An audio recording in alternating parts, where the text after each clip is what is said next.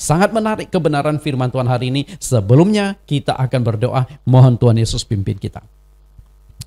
Di dalam nama Tuhan Yesus Kristus kami berdoa. Tuhan, terima kasih penyertaan, berkat pertolongan yang Engkau berikan kepada kami sepanjang hidup ini. Hari ini kembali kami melakukan pelayanan online, ibadah lewat live streaming, karena kami rindu agar kebenaran firman Tuhan ini bisa dijangkau di seluruh Indonesia, bahkan dijangkau oleh seluruh jemaat kami yang ada di luar negeri, dan juga seluruh umat Kristen dimanapun mereka berada yang mengerti bahasa Indonesia. Karena kami rindu agar kebenaran firman Tuhan ini mereka bisa nikmati, untuk memberikan kekuatan pencerahan bagi mereka agar mengenal kebenaran firman-Mu dengan baik. Berfirmanlah, kami siap mendengarkan. Oleh kuasa Roh Kudus, Ia akan menyertai kami dari awal hingga akhir. Di dalam nama Tuhan Yesus Kristus. Amin. Bapak Ibu yang saya kasihi, beberapa waktu yang lalu saya pernah membawakan satu tema pengajaran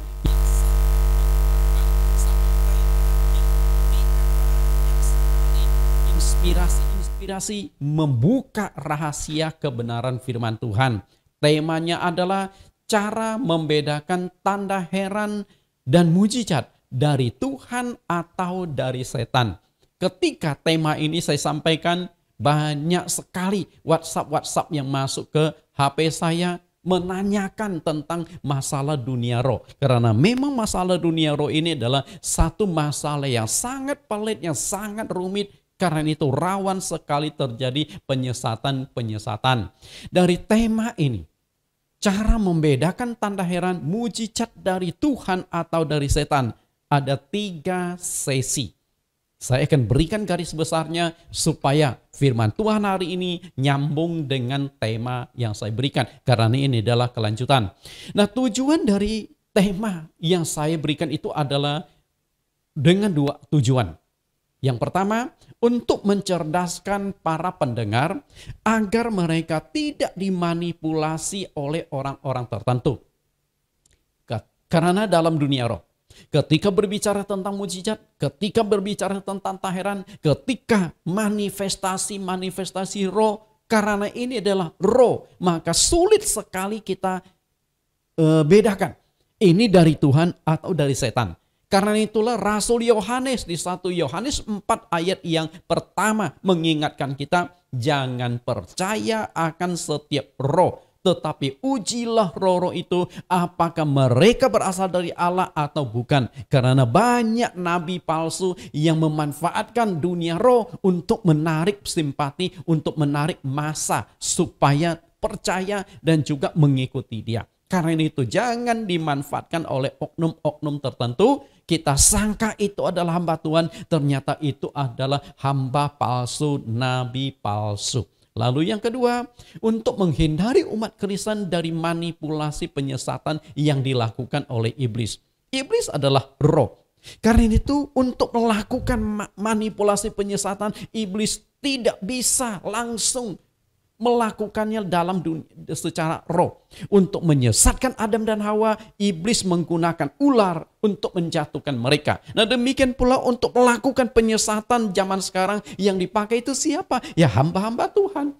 Kalau konteks zaman dulu disebut nabi-nabi palsu, berarti hari ini adalah hamba-hamba Tuhan yang palsu. Karena itu jangan dimanipulasi oleh mereka.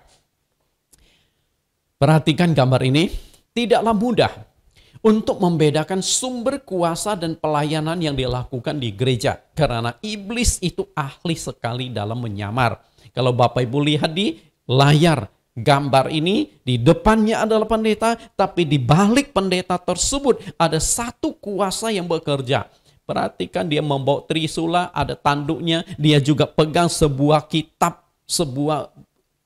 kemudian ada ekor yang berbentuk panah. Ini adalah pekerjaan dari setan. Ini adalah hasil penyamaran iblis. Kita lihat 2 Korintus 11 ayat 14. Hal itu tidak usah mengherankan sebab iblis pun menyamar sebagai malaikat terang.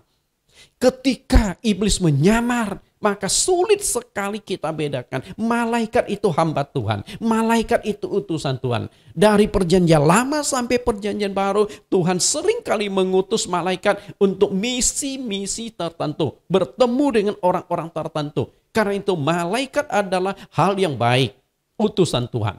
Apalagi ditambah terang. Artinya malaikat yang benar, malaikat yang sejati. Tetapi iblis pun sanggup melakukan penyamaran sehingga muncullah malaikat terang hasil samaran iblis.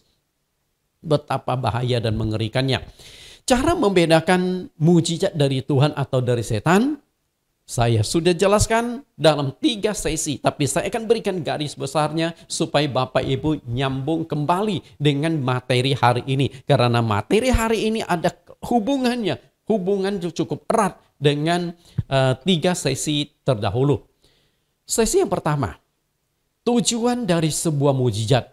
Ketika Tuhan lakukan mujizat pasti punya tujuan. Setan melakukan mujizat pasti setan juga punya tujuan. Karena itu di dalam sesi yang pertama itu lalu saya jelaskan ada 2 sumber munculnya mujizat dari Tuhan dan dari setan. Seringkali kedua sumber mujizat ini walaupun beda tapi hasilnya bisa sama. Ketika Musa melemparkan tongkatnya jadi ular, tukang-tukang sihir pun melemparkan tongkatnya jadi ular setelah dimanterai. Musa mengubah air menjadi darah, tukang-tukang sihir pun sanggup mengubah air menjadi darah. Musa bisa menciptakan kata bermunculan, ternyata tukang-tukang sihir pun sanggup menciptakan kata bermunculan. Sangat menarik. Karena itu saya anjurkan Anda yang belum sempat menonton, usahakan nonton topik tersebut. Yang kedua, di sesi yang kedua, mujizat iblis melalui nabi-nabi palsu. Artinya, nabi palsu, tapi dia bisa melakukan mujizat. Dan uniknya, mujizat yang dilakukan juga dalam nama Tuhan Yesus. Kenapa bisa terjadi? Kok nabi palsu, tapi bisa lakukan mujizat dalam nama Yesus? Anda mungkin bingung. Seharusnya itu nabi palsu, seharusnya kan dipakai setan. Tapi kenapa dia masih bisa menggunakan nama Yesus? Padahal ketika kita usir setan, dalam nama Yesus setan keluar. Dan nabi palsu itu juga dipakai setan. Tapi kenapa masih bisa melakukan mujizat pakai nama Yesus? Menarik kan? Kemudian mujizat harus disertai kebenaran. Ketika mujizat tanpa kebenaran, maka itu sudah menjurus kepada nabi-nabi palsu. Bahkan mereka akan memasukkan pengajaran-pengajaran yang menyesatkan. Kemudian sesi yang ketiga, ajaran tidak alkitabiah. Mungkinkah mujizat itu terjadi? Misalnya seorang pendeta atau suatu gereja, ajarannya keliru. Apakah di sana masih bisa terjadi mujizat? Saya katakan bisa saja mujizat itu terjadi karena Tuhan izinkan. Di dalam Alkitab terbukti ada orang-orang yang bukan pengikut Yesus mengusir setan, melakukan mujizat dalam nama Yesus, dan mujizat itu terjadi, setan itu keluar. Ternyata dia bukan pengikut Yesus. Karena itulah murid-murid Tuhan Yesus yang melihat, "Lah, ini kan bukan pengikut kita. Tapi kenapa dia usir setan pakai nama guru kita, pakai nama Tuhan kita Yesus Kristus?" Makanya murid-murid melarang. Jadi murid-murid merasa bahwa nama Yesus, kuasa untuk mengusir setan, menyembuhkan penyakit, itu hak paten yang mereka miliki. Karena itulah seizin Tuhan. Tapi saya ingin tegaskan kepada Anda bahwa tanda, heran, dan mujizat Tuhan izinkan terjadi, tapi tidak ada hubungan dengan keselamatan. Keselamatan tetap ditentukan oleh ajaran, kebenaran. Ajarannya alkitabiah atau tidak. Jika ajarannya tidak alkitabiah, walaupun banyak terjadi mujizat, belum tentu selamat. Itu dicatatkan di Matius 7 ayat 21 sampai 23. Itulah garis besar tersebut. Nah, dari 3 sesi ini, bagi saudara-saudari yang belum sempat menonton ketiga sesi pelajaran tersebut, saya katakan sangat unik, sangat menarik, dan banyak mengungkapkan misteri-misteri di dunia roh. Maka silakan kunjungi link YouTube kami di Bible Teaching Ministry. Karena semua topik itu sudah kami masukkan ke dalam link Bible Teaching Ministry. Perhatikan kembali cara membedakan mujizat dari Tuhan atau dari setan ini. Lalu dari tema tersebut, saya membuka satu lagi topik yang berhubungan erat. Tema kali ini adalah tambahan dari ketiga sesi tersebut. Tema ini juga tidak kalah menarik karena kita masih tetap membahas dunia roh. Karena dunia roh ini memang sangat menarik untuk dikupas. Satu dunia maya, satu dunia yang sulit sekali kita jadikan pegangan. Karena dunia roh itu selalu berubah-ubah. Dunia roh ini tidak ada satu standar yang jelas. Karena itu satu-satunya agar kita tidak terjebak di dalam manipulasi penyesatan iblis dalam dunia roh adalah kita harus kuat di dalam firman. Karena itulah di dalam Yohanes 4 ayat yang ke-24 Tuhan Yesus berkata, menyembah Dia harus menyembahnya dalam roh dan kebenaran. Ketika engkau mau masuk dunia roh, engkau harus dikuatkan dulu dengan kebenaran firman. Kalau tidak, maka engkau akan terjebak. Karena itu hari ini akan saya kupas adalah satu tema yang sangat menarik. Temanya adalah fenomena pendeta naik turun sorga. Menarik kan? Fenomena pendeta naik turun sorga. Apa reaksimu ketika engkau mendengar ada seorang hamba Tuhan diangkat ke sorga, bertemu dengan Tuhan Yesus di sana? Kira-kira apa reaksimu? Rasanya luar biasa ya. Tapi ini kan di dunia roh. Ketika Yesus terangkat ke sorga, disaksikan oleh murid-muridnya, disaksikan oleh adik-adik Yesus, disaksikan oleh banyak orang pengikut-pengikut Yesus. Yesus terangkat ke sorga. Tapi pendeta yang satu ini, ketika dia terangkat ke sorga, bertemu dengan Tuhan Yesus, siapa yang melihat? Tapi sayangnya banyak orang yang percaya. Ya, banyak orang yang percaya. Saya katakanlah saja, namanya pendeta X. Karena tidak etis jika saya langsung menyerang seorang pendeta, langsung menyebut nama pendeta tersebut. Karena saya tidak mau mencari musuh, saya mau cari kawan sebanyak-banyaknya. Dan tujuan dari pengajaran hari ini bukan menyerang orang tertentu, tapi untuk mencerdaskan jemaat, untuk menjelaskan kepada jemaat bahwa dunia roh itu tidak sesederhana yang Anda bayangkan, agar Anda tidak terjebak di dalam penyesatan. Karena itulah saya menggunakan istilah pendeta X. Siapapun dia. Karena yang pernah naik turun sorga itu bukan hanya satu. Tapi banyak sekali pendeta yang mengaku pernah naik turun sorga yang ada di dunia ini. Kadang-kadang mereka menggunakan istilah, jemaat-jemaatku, kemarin malam aku baru diangkat ke sorga dan bertemu dengan Tuhan Yesus di sana. Kadang-kala dibumbui dengan cerita yang cukup unik. Tuhan Yesus mengajak dia berjalan-jalan di sorga. Tuhan Yesus mengajak dia bincang-bincang. Tuhan Yesus mengajak dia mungkin lagi seduh teh, minum kopi dan sebagainya. Nah, ini kan luar biasa tuh. Emangnya di sorga banyak kafe-kafe kali ya? Kemudian ada hal yang mendesak yang ingin Tuhan sampaikan kepada jemaat. Karena itulah aku diangkat ke sorga. Ada sesuatu yang Tuhan ingin aku sampaikan kepada jemaat. Suatu rahasia. Lalu mulailah pendeta itu khotbah bahwa dia diangkat ke sorga. Kemudian ada hal-hal tertentu yang ingin Tuhan sampaikan kepada jemaat yang dibawa ke penggembalaannya. Karena itulah Bapak Ibu yang saya kasih di dalam Tuhan. Hal-hal demikian. Kemudian kadangkala beberapa hari yang lalu aku baru dibawa melihat neraka. Ada juga yang demikian. Tapi satu hal yang ingin saya katakan kepada Anda. Ketika seorang hamba Tuhan dibawa ke neraka, melihat kondisi di neraka.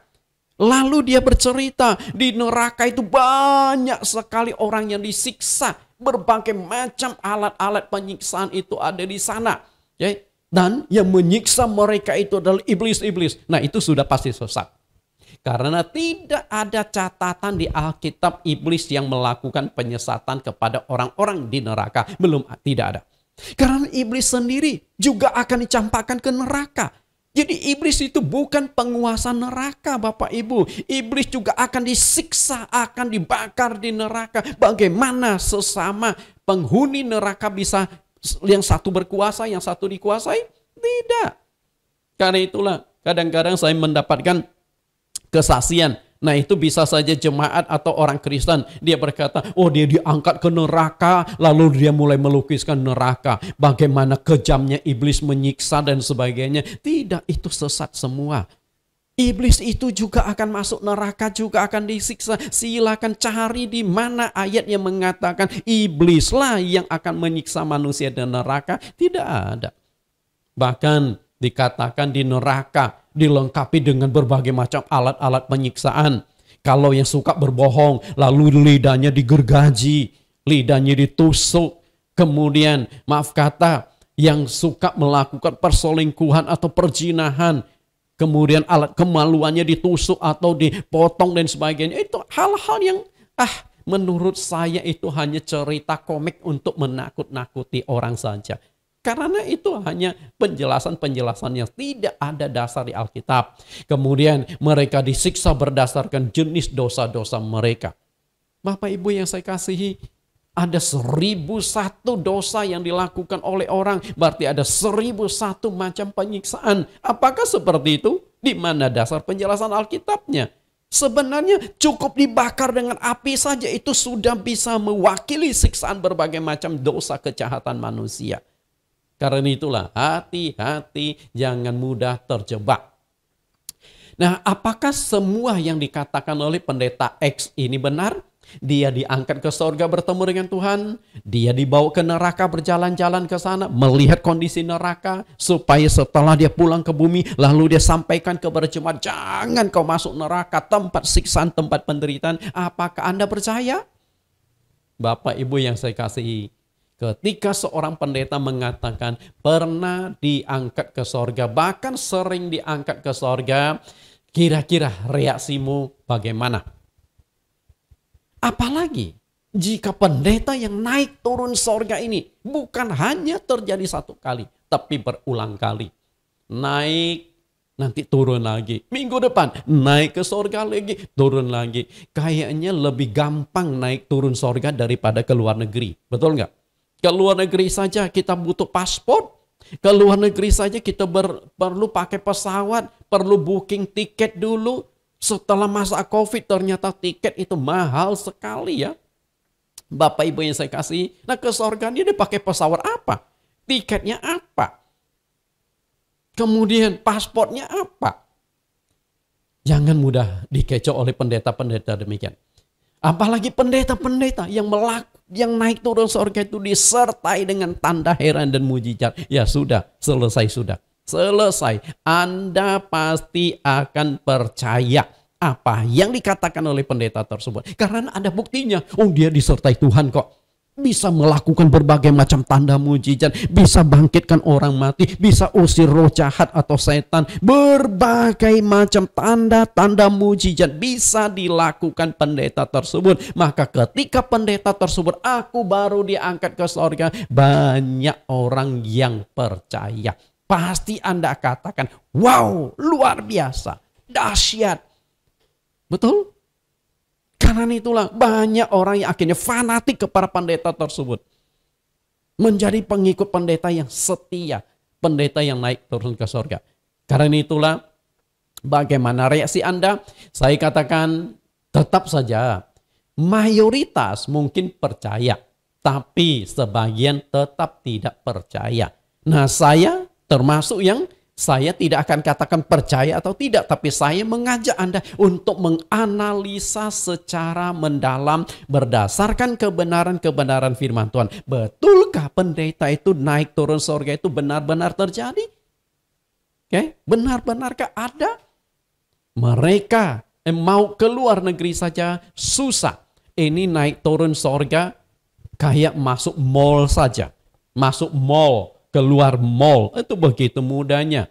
Karena itulah kita harus analisa secara alkitabiah. Karena dunia roh adalah sebuah dunia yang harus kita analisa berdasarkan kebenaran firman Tuhan. Standarnya ada di firman. Kalau sesuatu yang dijelaskan itu tidak sesuai dengan firman Tuhan, maka itu sudah patut kita tanda tanyai. Karena tidak semudah yang Anda bayangkan naik turun sorga itu. Pendeta X ini adalah gembala senior.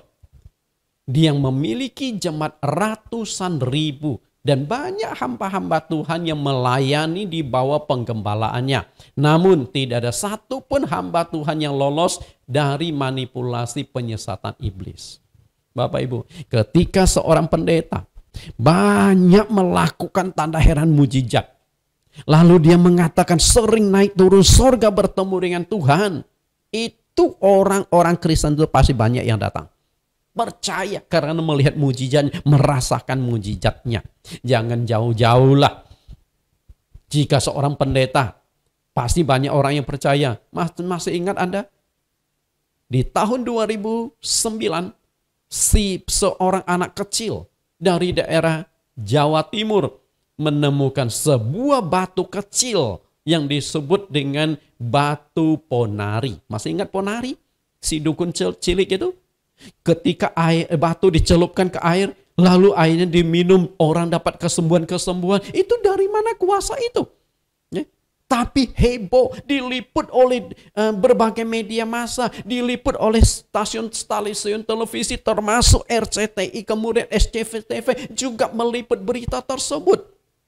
Karena sangat menghebohkan. Yang datang itu ribuan orang tiap hari hanya gara-gara sebuah batu kecil. Tapi sekarang beritanya sudah hilang. Si ponari sudah menikah, bahkan sekarang sudah punya anak. Kemana batunya tersebut? Lalu diapain batu tersebut? Apakah masih sakti seperti dulu? Bapak Ibu yang saya kasih, jika seorang bocah kecil yang masih SD, hanya karena ada sesuatu yang unik dan lewat batu kecilnya bisa menyembuhkan orang. Apalagi pendeta ketika pegang Alkitab banyak melakukan tanda mujizat, pengikut-pengikutnya itu pasti ribuan bahkan ratusan ribu orang. Nah lalu ratusan ribu orang tersebut perlu digembalakan. Maka banyak juga hamba-hamba Tuhan yang menggembalakan mereka berada di bawah penggembalaan dari pendeta yang sering turun naik surga tersebut. Tapi hari ini saya katakan jangan mudah kita percaya. Kenapa saya katakan jangan mudah percaya? Karena manipulasi penyesatan iblis itu sudah mencapai top level. Tahu maksud top level? Coba kita renungkan. Di perjanjian lama, top level dari pelayanan itu apa? Anda tahu? Karena itu kita coba lihat perjanjian lama dan perjanjian baru. Di perjanjian lama dan perjanjian baru, masing-masing ada top level. Artinya pelayanan-pelayanan yang paling tinggi. Dan itu pun sudah dimanipulasi oleh penyesatan iblis. Perjanjian lama itu siapa? Nabi. Nabi-nabi ini adalah utusan Tuhan. Nabi-nabi inilah yang menulis kitab-kitab suci. Tapi Anda tahukah? Banyak nabi-nabi palsu yang muncul, yang dipakai oleh setan, yang disesatkan oleh setan. Nah sedangkan top level di perjanjian baru, mereka itu adalah rasul-rasul. Dan banyak sekali rasul-rasul palsu selain daripada ke-12 rasul Tuhan Yesus Kristus. Kita lihat dasar ayat Alkitabnya, bahwa kedua top level ini ternyata sudah dikuasai, sudah dimanipulasi oleh penyesatan iblis. Kita baca sedikit ayatnya. Wahyu pasal 20 ayat 10. Dan iblis yang menyesatkan mereka dilemparkan ke dalam lautan api dan belerang, yaitu tempat binatang dan nabi palsu itu, dan mereka disiksa siang malam sampai selama-lamanya. Perhatikan di sini, iblis itu dimasukkan, dicampakkan dan disiksa di api neraka. Bagaimana Anda ketika mendengarkan kesaksian bahwa di neraka iblis menyiksa orang-orang yang ada di sana? Enggak, iblis juga disiksa. Nah kalau iblis sendiri disiksa, bagaimana mungkin iblis juga lakukan penyiksaan kepada orang-orang yang masuk ke neraka? Itu saja sudah enggak benar kesaksian tersebut. Lalu di level perjanjian baru, kita lihat 2 Korintus 11 ayat 13-14. Sebab orang-orang itu adalah rasul-rasul palsu, pekerja-pekerja curang yang menyamar sebagai rasul-rasul Kristus. Hal itu tidak usah mengherankan sebab iblis pun menyamar sebagai malaikat terang. Bapak Ibu, perhatikan 2 kata Di Wahyu 2 ayat 10 dengan 2 Korintus pasal 11 ayat 13-14 yang saya cetak warna merah diberi garis bawah iblis. Artinya iblis yang bekerja, tapi iblis berhasil memanipulasi, berhasil menguasai pelayan-pelayan top itu. Di perjanjian lama pelayan top itu adalah nabi. Apakah nabi palsu itu merasa dirinya palsu? Enggak, dia juga merasa dipakai Tuhan. Dia juga bisa bernubuat, melakukan tanda mujizat, mengajar. Sehingga di perjanjian lama nabi asli dan nabi palsu itu sulit dibedakan. Kalau bukan Tuhan yang tunjukkan kepada nabi asli, oh mereka itu nabi palsu, Tuhan sendiri melawan nabi palsu. Lalu di perjanjian baru ada rasul-rasul, tapi ada rasul-rasul palsu. Nah, apakah rasul-rasul palsu itu merasa mereka palsu? Paulus, Petrus itu rasul-rasul besar. Dan mereka pun repot menghadapi rasul-rasul palsu itu. Karena mereka merasa Tuhan utus. Ya, Tuhan pakai mereka. Tapi bagaimana membuktikannya? Karena itulah Paulus katakan rasul-rasul itu adalah rasul yang palsu. Bapak Ibu yang saya kasih. Nah, jika nabi dan rasul itu pelayanan sudah top level, pelayanannya sudah tinggi, itu pun dimanipulasi, disesatkan oleh iblis, dikuasai oleh iblis. Apalagi hari ini, apakah ada pendeta yang lebih hebat dari nabi-nabi, lebih hebat dari rasul-rasul? Sehebat apapun pelayanan seorang pendeta, mereka tetap di bawah rasul-rasul, di bawah nabi-nabi. Karena jika pendeta tersebut sudah selevel nabi-nabi atau rasul-rasul, suatu hari buku yang mereka tulis akan jadi kitab suci. Bisa tangkap Anda? Karena itu nggak mungkin. Zaman nabi, zaman rasul sudah selesai. Jika ada orang melakukan pelayanan, boleh saja mujizatnya luar biasa, bahkan mujizat lebih besar dari rasul, tetap saja mereka tidak akan menjadi nabi dan rasul. Karena itulah, hati-hati jika ada nabi palsu, ada rasul palsu, tentu ada pelayan-pelayan, pendeta-pendeta palsu. Pada sesi yang kedua dari tema cara membedakan mujizat dari Tuhan atau dari setan, sudah saya kupas tentang nabi-nabi dan mesias-mesias palsu. Sudah saya jelaskan di sana. Nah, Tuhan Yesus sendiri menegaskan, jangan percaya dan jangan mau disesatkan oleh nabi-nabi dan mesias-mesias palsu tersebut. Karena mereka memanipulasi pelayanan tersebut. Bahkan pelayanan itu mereka juga menggunakan nama Yesus Kristus. Kita lihat peringatan Tuhan Yesus Matius 24 ayat 4. Jawab Yesus kepada mereka, waspadalah supaya jangan ada orang yang menyesatkan kamu. Yesus dengan sangat jelas mengatakan, waspada, hati-hati. Jangan mudah dikibuli, jangan mudah dikadali. Hati-hati supaya kamu tidak disesatkan. Kenapa demikian? Ayat yang kelima, sebab banyak orang akan datang dengan memakai namaku dan berkata, akulah Mesias, dan mereka akan menyesatkan banyak orang. Bapak Ibu yang saya kasih, mereka akan menyesatkan banyak orang.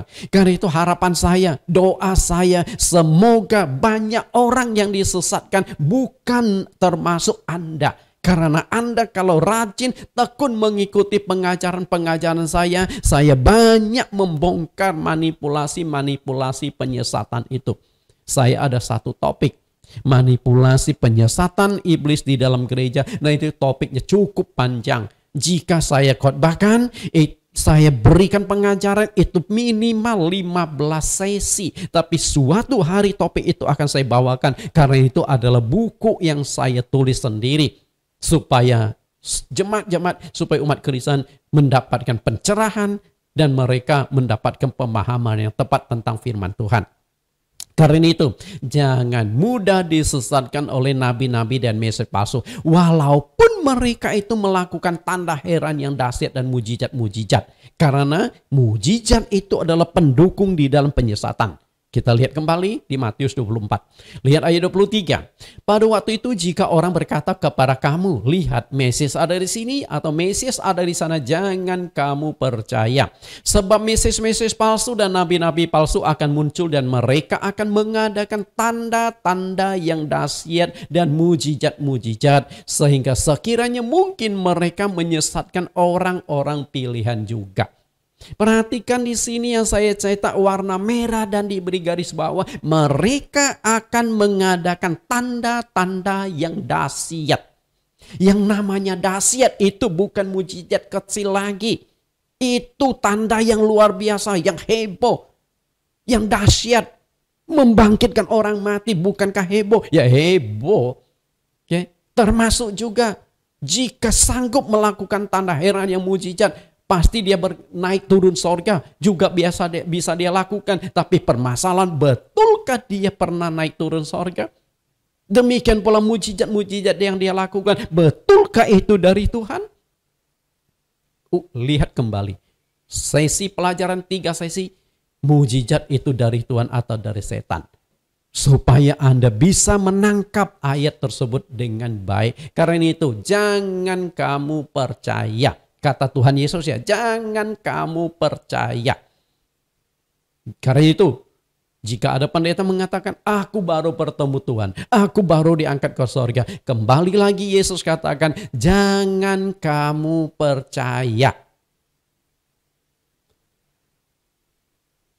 Untuk membuktikan apakah benar pendeta tersebut sering naik turun sorga, bertemu dengan Tuhan Yesus, itu bisa dibuktikan berdasarkan firman Tuhan. Jadi saya ketika menjelaskan, saya akan buktikan berdasarkan firman Tuhan. Supaya saya tidak dianggap menuding atau menuduh atau memfitnah atau iri kepada pendeta tersebut. Tidak, itu bukan tujuan saya. Saya tidak ada kepentingan dalam hal ini. Saya hanya rindu menyampaikan sebuah kebenaran yang sesuai dengan Alkitab. Supaya Bapak Ibu jangan terjebak di dalam manipulasi penyesatan. Karena itulah standar kita tetap Alkitab. 2 Korintus 3 ayat 16. 2 Petrus pasal 3 ayat 16. Ini ayatnya bukan Korintus ya. 2 Petrus.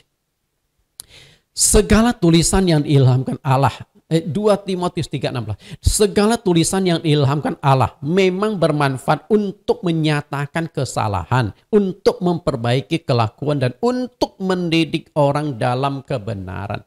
Nah, di dalam 2 Timotius pasal 3:16 ini sudah sangat jelas diungkapkan bahwa segala tulisan itu bermanfaat untuk menyatakan kesalahan. Artinya, ajaran-ajaran itu jika salah, ajaran-ajaran itu jika keliru, bisa dibuktikan berdasarkan firman Tuhan di mana kekeliruannya. Nah, demikian pula ketika ada pendeta yang mengatakan naik turun sorga, kita bisa buktikan di mana kebenarannya.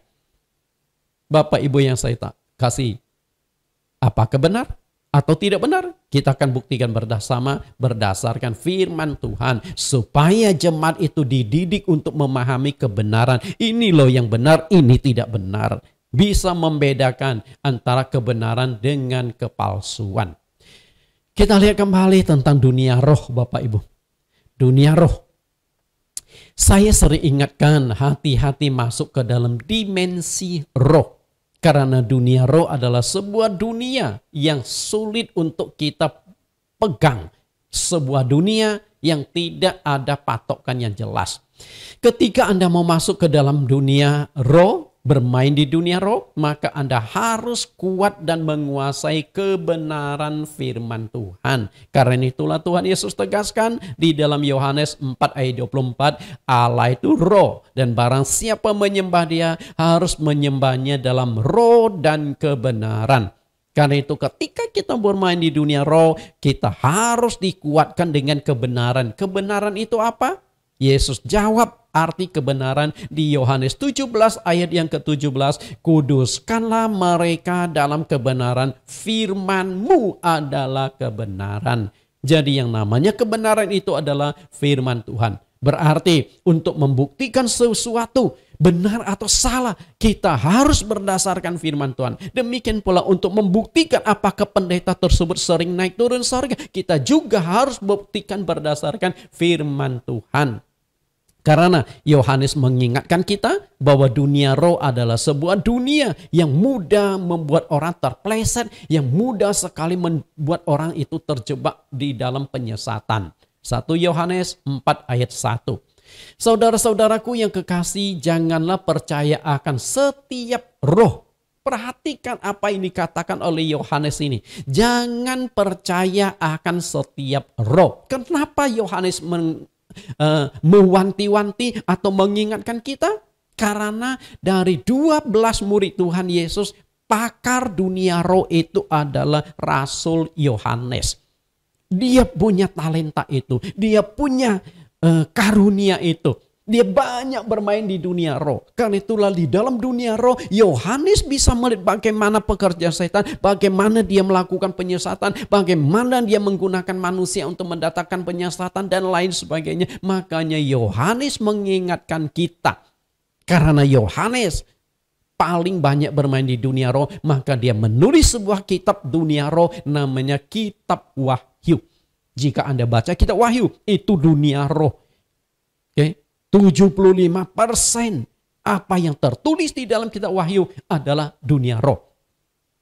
Tidak ada kitab yang lebih banyak membahas tentang dunia roh selain daripada kitab Wahyu yang ditulis oleh Yohanes. Karena itu dia mengerti jelas, maka dia ingatkan kita, hati-hati jangan percaya akan setiap roh. Lalu, tetapi ujilah roh-roh itu. Apakah mereka berasal dari Allah? Sebab banyak nabi-nabi palsu yang telah muncul dan pergi ke seluruh dunia. Yohanes ingatkan, ujilah roh-roh itu. Kenapa perlu diuji? Karena mirip iblis, bisa menyamar sebagai malaikat terang. Jadi sesuatu yang mirip belum tentu asli. Uang. Tahu uang? Asli dan palsu. Jika uang palsu mudah sekali dikenali, mudah sekali dibedakan, tidak akan laku di pasaran. Begitu Anda lihat uang palsu, dan yang mengedarkan uang palsu mudah ditangkap oleh polisi. Jangankan polisi, masyarakat saja bisa nangkap dia ini mengedarkan uang palsu. Betul? Tapi karena uang palsu itu dicetak mirip sekali dengan aslinya, seringkali kita terjebak dan seringkali salah. Saya pun berapa kali dapatkan uang palsu. Ketika kita setorkan ke bank, bank mengatakan, Pak ini uang palsu. Untunglah saya tidak dituduh sebagai pengedar uang palsu. Lah saya juga dapat dari orang. Saya setor ke bank. Lalu di mesin bank itu dideteksi ini uang palsu. Bapak Ibu yang saya kasih, tidak semudah yang Anda bayangkan. Maka untuk bisa bedakan harus diuji karena ada kemiripan. Dan ketika kita tahap dalam pengujian, iblis juga menggunakan nabi-nabi palsu itu. Hati-hati. Jika ini ditulis 2000 tahun yang lampau, munculnya nabi-nabi palsu. Apalagi zaman sekarang. Berapa banyak nabi-nabi palsu dalam konteks pendeta-pendeta palsu. Pelayan-pelayan palsu yang menyamar sebagai pelayan-pelayan Kristus yang sejati. Pendeta naik turun sorga. Lihat gambar animasinya menarik juga ya Bapak Ibu. Pendetanya lagi ada di atas awan-awan. Pendeta naik turun sorga. Pertanyaan saya adalah, apakah itu terjadi dalam mimpi? Ataukah dalam kenyataan? Nah, kita akan analisa dulu. Kalau itu dalam mimpi, maka itu nggak bisa kita jadikan sebagai acuan. Karena yang namanya mimpi. Bisa iya, bisa tidak. Tapi seringkali mimpi itu tidak bisa kita jadikan pegangan. Apalagi seringkali mimpi naik turun surga. Ada satu teknologi di Amerika. Bisa menstimulasi kita punya otak dengan aliran listrik-listrik tertentu yang akhirnya bisa memanipulasi timbulan kita seakan-akan ada di satu dunia lain atau di dalam suatu mimpi, seakan-akan itu nyata, padahal itu hanya distimulasi otak kita. Resonasi otak kita dimainkan. Bapak Ibu, karena itu jika hanya dalam mimpi, ya jangan dipercaya. Kemudian dalam kenyataan, artinya benar-benar diangkat ke sorga. Nah kalau dalam kenyataan kita akan analisa lagi. Jika hanya dalam mimpi berarti tidak benar-benar terangkat ke sorga. Ya, mimpi. Kalau bicara mimpi, seringkali kita juga mimpi. Anda pernah mimpi? Mimpi terbang. Apakah badan Anda terbang? Enggak, tetap diranjang. Bahkan satu kali, nah ini benar. Itu waktu masih di SMP. Saya pernah, karena itu saya tuh rindu sekali. Ya, saya tinggal di kampung, pedalaman. Di sana itu belum ada listrik. Karena itu kadang-kadang sore hari, jam 4, jam 5 sore, sebelum saya mandi, saya mandinya di sumur. Saya sering naik satu pohon asam Jawa. Saya suka makan asam itu. Dari atas saya sering kali melihat pesawat itu lewat. Saya suka menghayal. Waduh, rasanya naik pesawat kayak apa ya? Kita orang kampung, orang kecil. Wah kok berat gitu bisa terbang. Saya sering kali menghayal kepingin suatu hari naik pesawat. Itu orang kampung punya impian. Dan akhirnya terbawa dalam mimpi. Satu kali saya bermimpi, terbang tuh. Terbang ke sana kemari. Tapi waktu saya terbang, Anda tahu? Saya jatuh di bawah ranjang.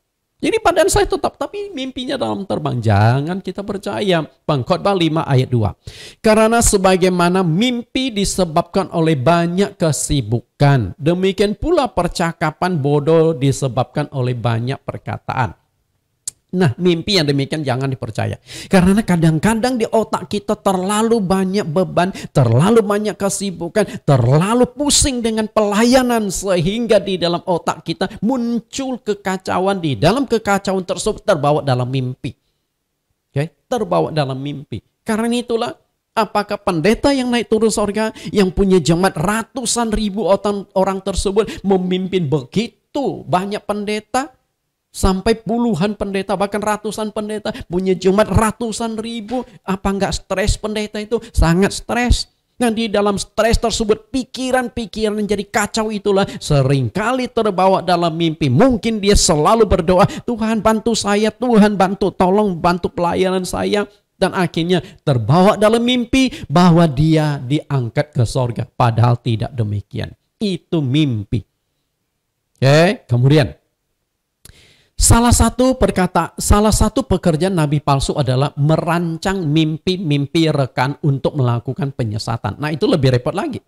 Mimpi tapi dirancang untuk diajarkan. Kita lihat Yeremia 23:21. Aku tidak mengutus para nabi itu namun mereka giat. Aku tidak berfirman kepada mereka namun mereka bernubuat. Jelas ya? Tuhan berkata, aku tidak utus para nabi itu. Para nabi menunjukkan banyak nabi-nabi di perjanjian lama yang muncul. Tapi mereka bukan utusan Tuhan, bukan hamba Tuhan. Tapi mereka giat sekali di dalam pelayanan. Salah satunya mereka bernubuat. Nubuat itu menyampaikan sesuatu yang akan datang. Tapi nubuat mereka betulkah dari Tuhan? Itu yang menjadi tanda tanya. Karena itu seringkali ketika pendeta yang bernubuat itu main di dunia roh, seringkali nubuatnya itu bias. Kalau nubuat dari Tuhan, pasti tajam. Misalnya, jika ada pendeta menubuatkan, Jakarta akan ditenggelamkan. Yang namanya Jakarta banjir itu sudah sering kali. Tapi kalau pendeta itu benar-benar nubuat dari Tuhan, dia berani katakan, Jakarta, tanggal sekian, bulan sekian akan ditenggelamkan oleh air setinggi 5 meter. Nah, tinggal kita tungguin itu. Tanggal, bulan, hari, benar nggak Jakarta akan banjir sampai ketinggian 5 meter? Nah kalau itu tergenapi, itu nubuat dari Tuhan. Itu nabi sejati. Itu tajam itu nubuatnya. Jadi kalau hanya sekedar mengatakan Jakarta akan ditenggelamkan, itu nubuat tapi bias. Karena pendeta sendiri tidak percaya. Hanya mereka-reka. Karena itu kalau dari Tuhan itu pasti tajam. Ayat 25. Aku telah mendengar apa yang dikatakan oleh para nabi yang bernubuat palsu demi namaku dengan mengatakan aku telah bermimpi. Aku telah bermimpi. Jadi pertanyaan saya adalah pendeta itu naik turun surga dalam mimpi atau kenyataan? Seringkali dalam mimpi dianggap sebagai sebuah kenyataan. Ayat 26. Sampai bila mana hal itu ada di hati para nabi yang bernubuat palsu, yang menubuatkan tipuan rekan hatinya. diri 27, yang merancang membuat umatku melupakan namaku dengan mimpi-mimpi yang mereka ceritakan seorang kepada seorang, sama seperti nenek moyang mereka melupakan namaku oleh karena Baal. Jadi tujuan dari manipulasi pelayanan tersebut adalah membawa orang keluar dari Tuhan. Fokusnya ke sentral pendeta. Karena itulah kadang-kadang pendeta yang naik turun surga itu lebih susah ditemui daripada bertemu dengan presiden. Artinya sudah difokuskan jadi kultus pribadi. Jika benar bahwa pendeta itu diangkat ke sorga, ini bukan mimpi ya, kalau mimpi kan sudah saya jelaskan. Maka yang diangkatnya itu bukan tubuh jasmaninya melainkan rohnya. Bagaimana mungkin dengan tubuhnya diangkat? Jika dia berkata, aku diangkat ke sorga, bertemu dengan Tuhan, pertanyaannya itu adalah rohnya yang diangkat atau tubuhnya? Dianalisa, jangan mudah percaya, dianalisa dulu. Nah kalau dia berkata rohnya yang diangkat, nah kita akan analisa. Kalau dikatakan tubuhnya bersama rohnya bulat-bulat diangkat, kita juga akan analisa berdasarkan firman Tuhan. Karena patokan kita adalah firman Tuhan untuk memperbaiki hal yang demikian. Kita lihat 1 Korintus 15 ayat 50.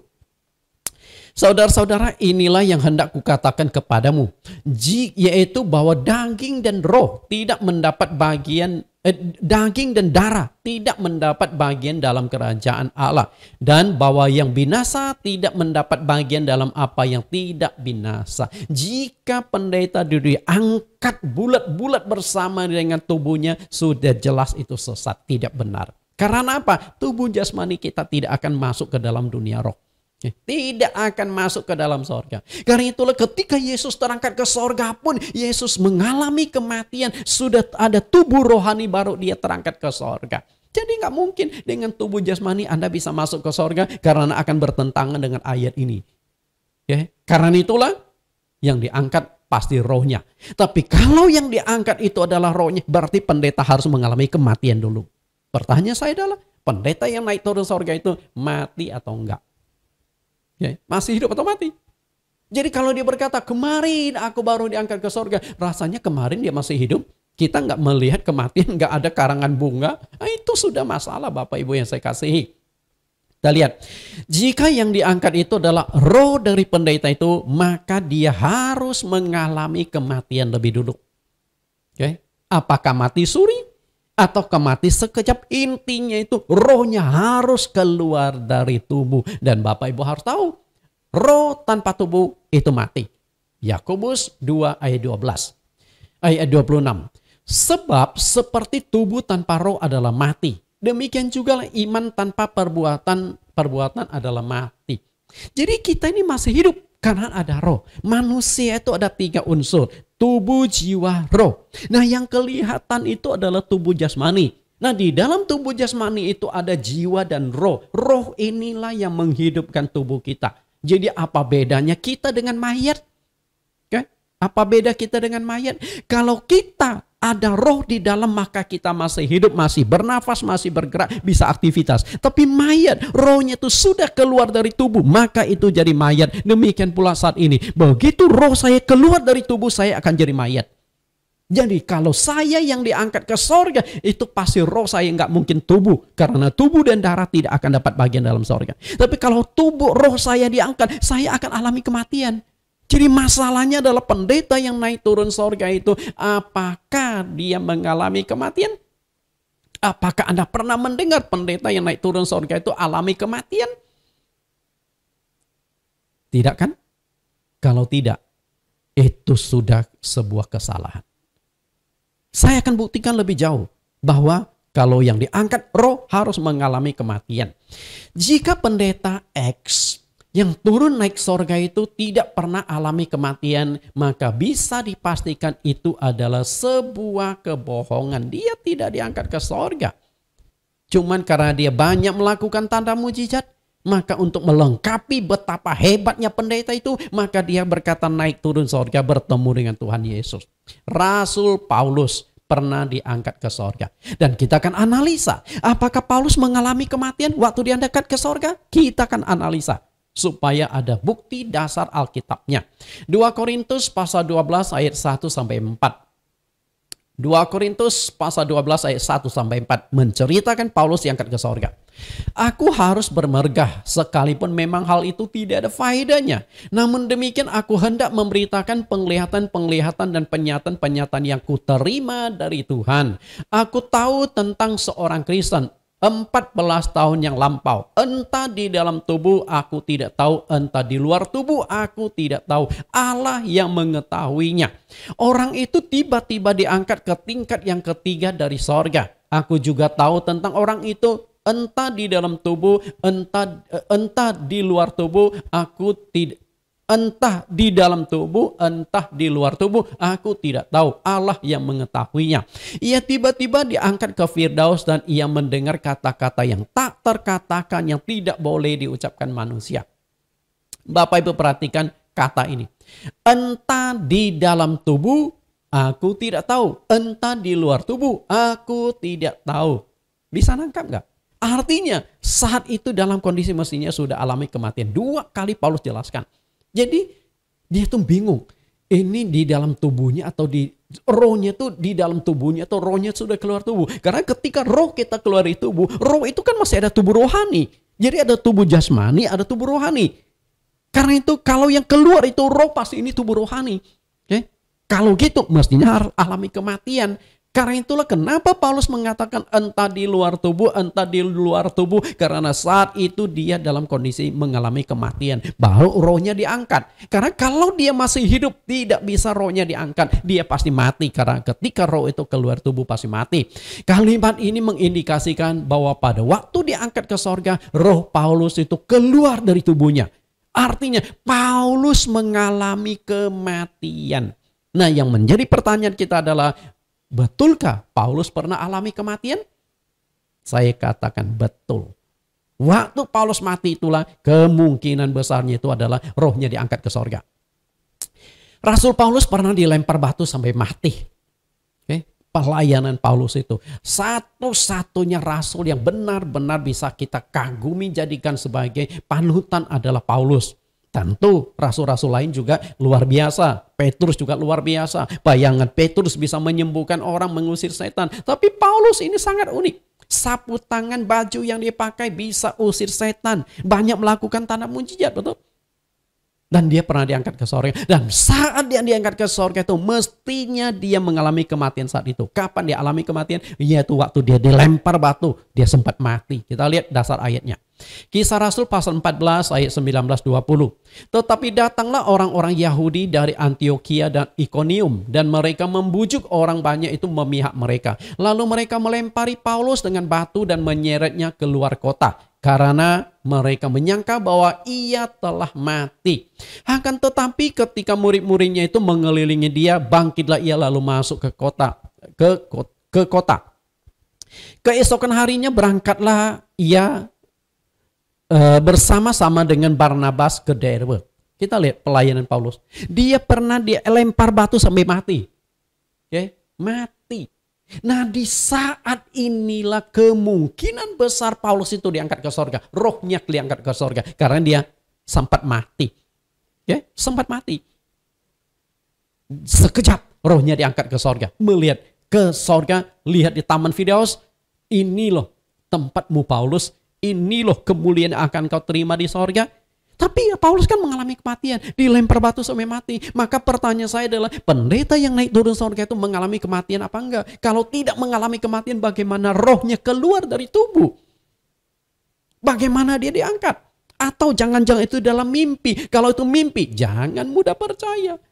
Bapak Ibu yang saya kasih di dalam Tuhan, pertanyaan mendasar, jika ada pendeta yang mengaku naik turun ke sorga, yang pertama, siapa yang menjadi saksi dan membuktikan bahwa pendeta itu benar-benar terangkat ke sorga?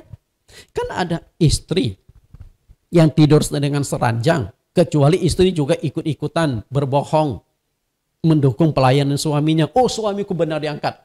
Tapi ingat, kalau benar suaminya diangkat, suaminya akan mengalami kematian saat itu. Istri mana yang tidak akan panik ketika suaminya habis putus napas?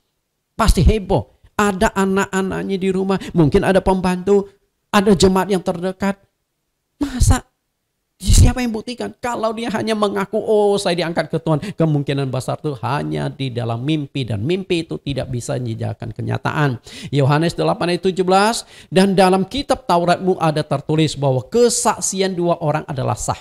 Jika dia hanya bersaksi diangkat ke sorga, itu masih tanda tanya besar. Harus ada orang yang buktikan, betul pendetaku diangkat ke sorga. Betul suamiku diangkat ke sorga. Betul papaku diangkat ke sorga. Tidak masalah yang menjadi saksi hidup itu apakah istri, anaknya, atau siapapun. Intinya harus ada yang bisa membuktikan. Kalau tidak ada, itu hanya klaim secara pribadi yang tidak sesuai dengan firman Tuhan. Lalu yang kedua, jika terangkat ke sorga, apakah dia mengalami kematian? Karena tadi saya sudah jelaskan, ketika seseorang diangkat, rohnya diangkat ke sorga, pasti dia akan mengalami kematian dulu, baru bisa diangkat ke sorga. Seperti yang dikatakan di Yakobus pasal 2:26 yang sudah kita baca, bahwa tubuh tanpa roh itu adalah mati. Karena itu, pernahkah mendengar bahwa pendeta itu mati? Tidak. Segar bugar dia, sehat dia. Yang ketiga, apakah pendeta itu karakternya baik dan hidupnya kudus? Pendeta yang naik sorga, turun sorga, selalu bertemu dengan Tuhan. Bagaimana kehidupan pribadinya? Perkataannya, perbuatannya, kekudusannya. Jika pendeta tersebut sering berselingkuh, kawin cerai, kemudian kasar, mulutnya suka mengutuk-ngutuk, mulutnya di atas mimbar seringkali maki-maki orang, saya sudah katakan tidak percaya. Karena orang mau bertemu dengan Tuhan yang kudus tidak akan sembarangan. Ibrani 12 ayat 14. Berusahalah hidup damai dengan semua orang, dan kejarlah kekudusan, sebab tanpa kekudusan tidak seorang pun dapat melihat Tuhan. Kan dia berkata, naik ke sorga bertemu dengan Tuhan. Kalau Anda hidupmu tidak kudus, bagaimana mungkin Tuhan yang kudus bisa Anda ketemui? Tidak mudah. Karena itulah, Anda kan pasti tahu dong, pendeta ini hidupnya seperti apa. Jika pendeta ini hidupnya bermasalah, ada cacat-cacat yang besar, kawin cerai, banyak melakukan manipulasi, banyak korupsi uang gereja dan sebagainya, perkataan perbuatan yang gak baik, keluarganya gak beres, itu sudah tanda tanya besar. Betulkah diangkat ke sorga? Berdasarkan firman Tuhan, Allah yang kudus hanya bisa ditemui orang yang kudus. Gelap dan terang tidak akan bisa menyatu. Paulus pernah diangkat ke sorga, namun selama 14 tahun Paulus tidak berani menceritakan pengalaman luar biasa ini.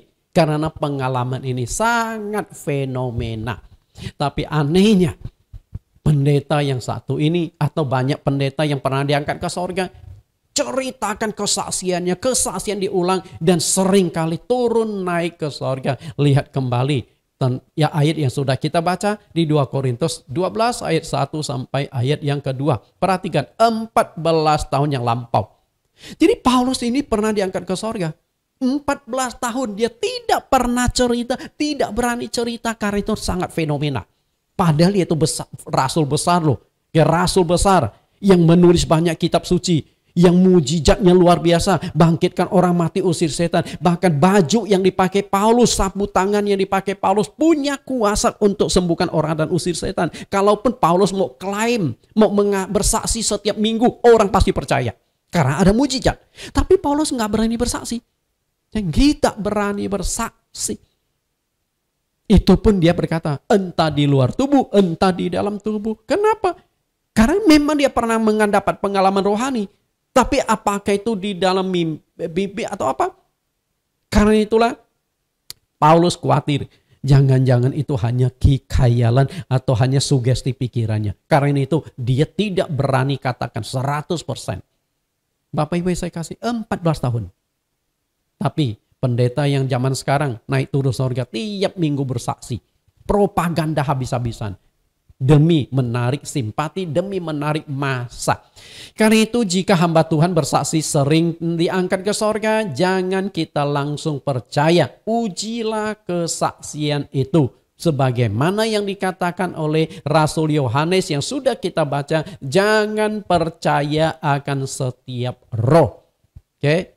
Karena dunia roh adalah satu dunia abstrak, satu dunia yang mudah membuat kita kepleset. Bagaimana supaya kita bisa tahu ini dari Tuhan atau dari setan? Caranya adalah diuji.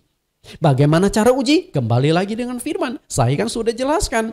Gini loh cara ujinya. Gini loh tesnya. Karena itu Anda masing-masing jemaat, mungkin Anda dulu kagum pada pendeta yang naik turun sorga. Diuji ulang. Betulkah itu dari Tuhan? Kalau bukan dari Tuhan, jangan Anda mudah disesatkan. Mengapa Roro itu harus diuji? Kenapa? Karena iblis bisa menyamar. Ya, iblis bisa menyamar. Bahkan iblis itu ahli menyamar. 2 Korintus 11 ayat 4. Hal itu tidak usah mengherankan sebab iblis pun menyamar sebagai malaikat terang. Ya, iblis bisa menyamar sebagai malaikat terang. Demikian pula di dalam penyamaran ini lalu muncullah pelayan-pelayan palsu. 2 Korintus 11 ayat 13. Sebab orang-orang itu adalah rasul-rasul palsu, pekerja-pekerja curang yang menyamar sebagai rasul-rasul Kristus. Jadi iblis menyamar melalui pelayan-pelayan itu. Ayat 15. Jadi bukanlah suatu hal yang ganjil jika pelayan-pelayannya menyamar sebagai pelayan-pelayan kebenaran. Kesudahan mereka akan setimpal dengan perbuatan mereka. Karena itu jika ada pendeta tidak pernah diangkat ke sorga tapi selalu bersaksi naik turun sorga, dia menyatakan kebohongan, saksi palsu, dan dia akan mengalami hukuman yang setimpal karena menyesatkan umatnya.